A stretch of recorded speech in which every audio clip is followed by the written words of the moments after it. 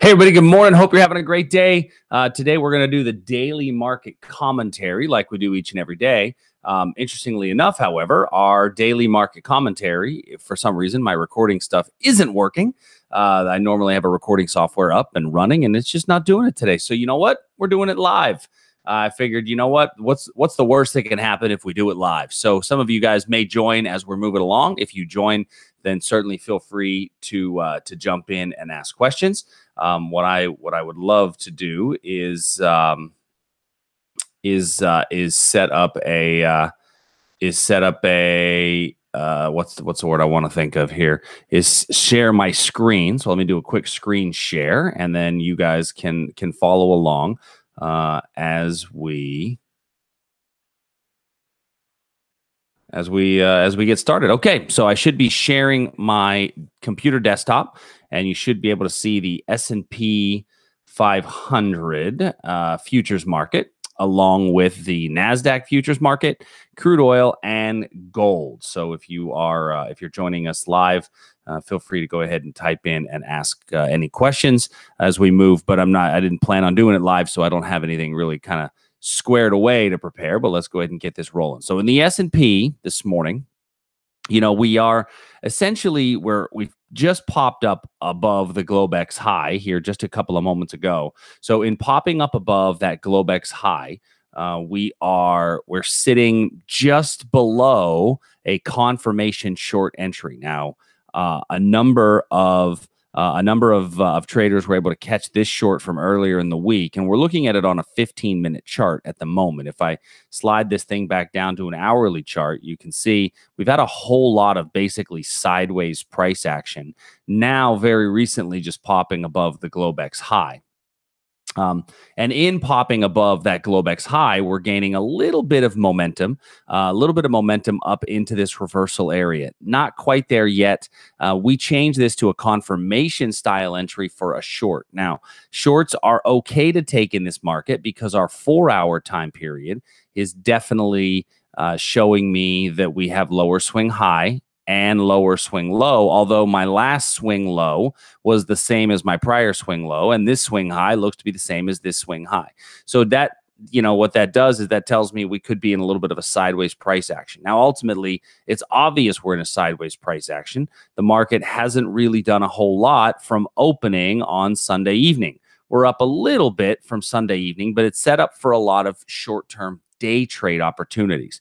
So now, as we continue to rally up into this 2834 by 2839 region, a confirmation style entry means that we would need price to get up about halfway. So 2837 half would be the area where it would trigger a potential entry, and then we only get short if it comes back down out of the level before piercing the upper line here. So that is the setup that I'm looking at the moment.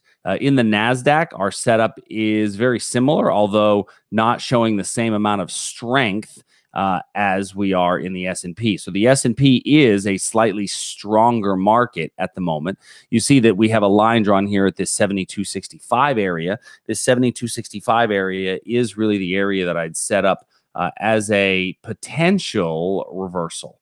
Right? It's a potential reversal area if price does break below there. Don't know that we're going to get there anytime today, but the reason that we looked at that as a potential reversal area was ultimately because of what the Russell is doing. The Russell on a 4-hour chart has definitely been the weaker of my markets. However, it's starting to gain some momentum, and I'm looking for it to retrace this big speed candle. I think the chances of it retracing that really big speed candle are something that is pretty potentially going to happen at some point today. So we may make it up into that range. If we do, that speed candle is located at 1557 by 1560. Technically, your stop would be above there, somewhere up in here. But notice this level here that we have fallen off of, the Russell's not even close to getting back into that level, while the S&P is hovering just below that level. So when we talk about relative strength versus relative weakness, the Russell has our strongest amount of relative weakness, while The S&P has our strongest amount of relative strength. Okay, so just something to consider when we're looking at relative strength versus relative weakness of these different positions. Okay. Next is crude oil. So looking at crude. Now, yesterday in crude, we were taking a look during the live trading room at this area here, which is a base drop below a pivot high, and utilizing that the stop is typically outside of those pivots. I had a pretty wide area in here, and I felt really good about this trade. I really did. I love that setup. I thought we were starting to finally possibly break to the downside, knowing, though, that we had a 4-hour kind of sideways price action. It's slightly higher risk, but I thought it was worth that risk because I thought if we do hit this, we've got a really good chance of making it all the way down to there. Well, you know what they say about I thought. Price came into the level, gave us a little bit of a piercing, may or may not have been enough to stop you out. Realistically, our stop should be above that pivot. But notice we came into the level, and if you see, this is a purple line. So purple lines mean we found it on a 15-minute time period. So for those of you that are familiar with the trading style that we talk about, if price hasn't made its move in 6 candlesticks, I want to close that thing out. And if you look here, 1, 2, 3, 4, 5, 6, 7, 8, 9, 10, 11, 12, 13, 14, 15 candlesticks later, 16, 17, 18 candlesticks is what it took to finally get above that pivot. And so if the trade doesn't start making your move pretty early, we don't think it's going to make the move, right? That's the way to look at it. Now, what I still want to do, though, is I still think this level has some validity. Typically, when I see those kinds of levels where price has popped through them, I typically see that a level like this might still have some validity to it. So I'm going to add this 58.95 by 59.08 to the chart. I am going to change it to pink, remembering that a pink level always has slightly lower degree of probability because it is found on the 15-minute time period. So 15-minute time period is always a little bit weaker, but that level to me is still very much in play. When I go to the hourly chart, the 4-hour chart, we're still in sideways price action. We could see a reversal through here because we're back up at this 4-hour supply in this range-bound area here. I'm not sure that we're going to get much of a reversal, and there's a chance that we can continue to go higher. And so if we do get a pullback, that this is a good spot to get long on a pullback. You may not get a pullback all that far. And if we don't, then I'm going to also take a look at this area here, which is our 2 a.m. reversal, right? Looking there at that European market open as a potential for a reversal. So let me change the colors on this to a purple line just so that it's there and ready to go. All right. Next would be gold. So looking at gold. Now, gold was really, we had a very strong move down in gold. Excuse me. Very strong move down in gold after the contract rollover. And it came down to 2 potential areas.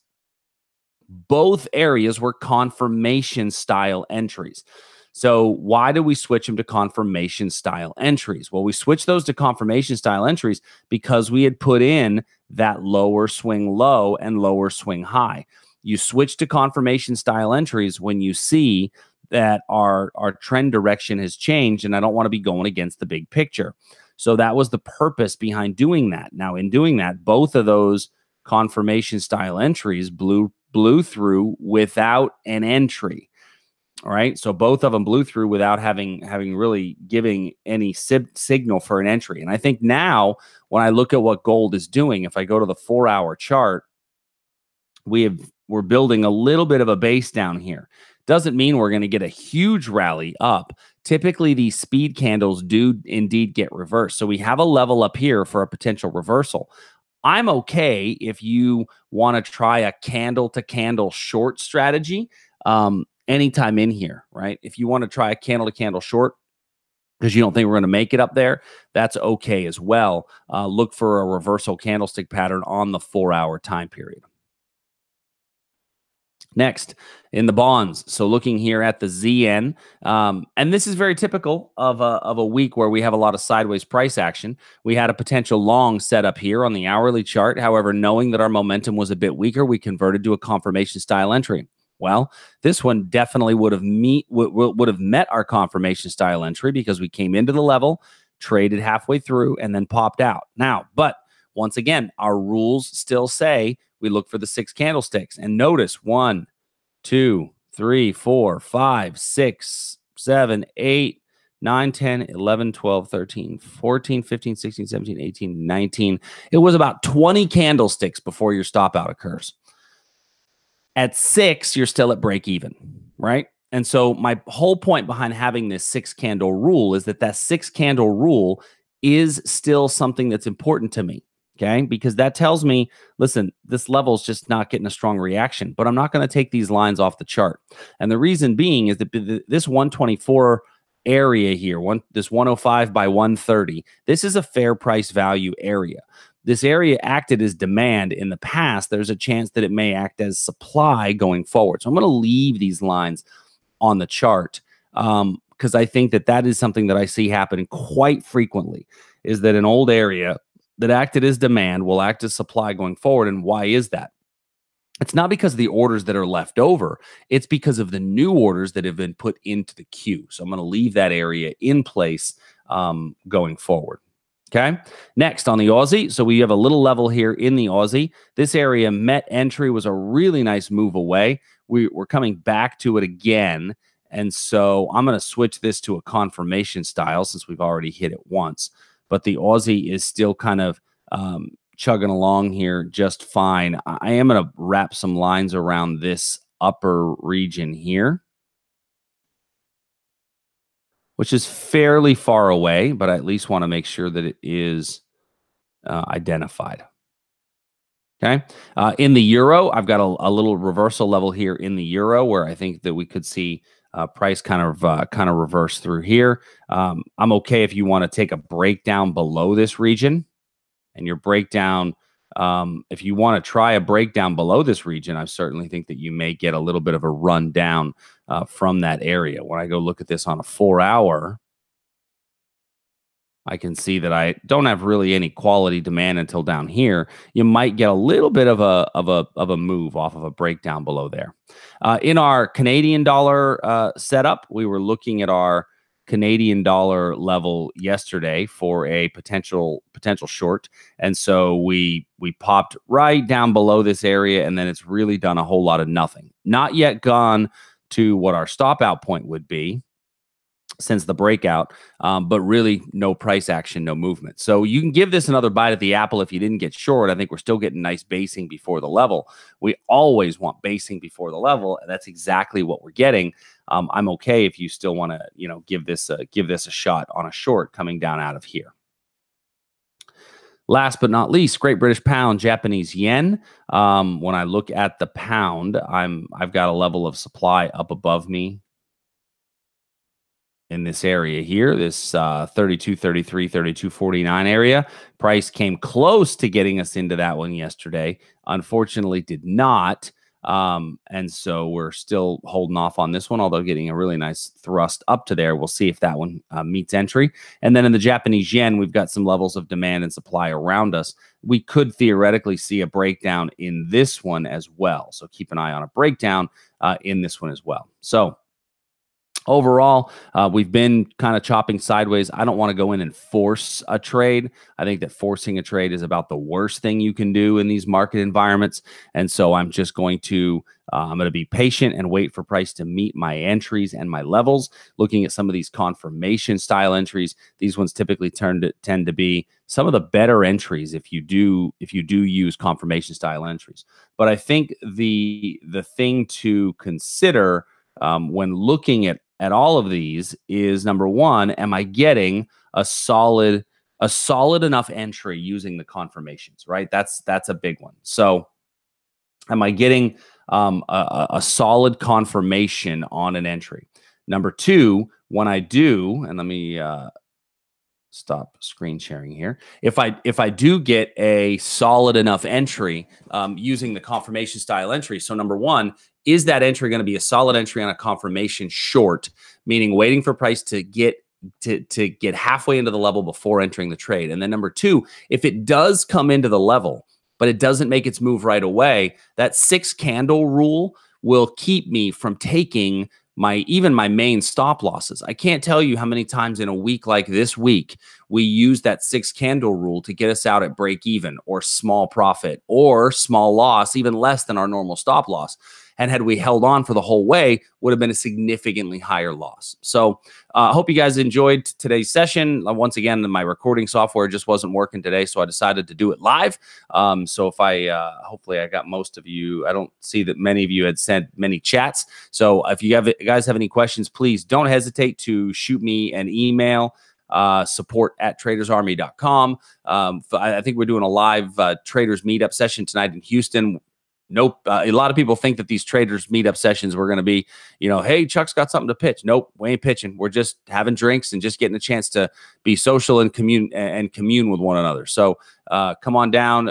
Go to I'll put a link in the comment section. So if you want to attend this one we're doing tonight in Houston, we actually have another one in New York coming up next week. I'll have a location for that one announced today, and then I've got one in Atlanta and one in Chicago. So a couple of them that are on the schedule. Feel free to join us. We'd love to have you until Monday morning for the DMC. I'll see you soon. Those of you guys that are Traders Army subscribers, I will see you Sunday night. Later.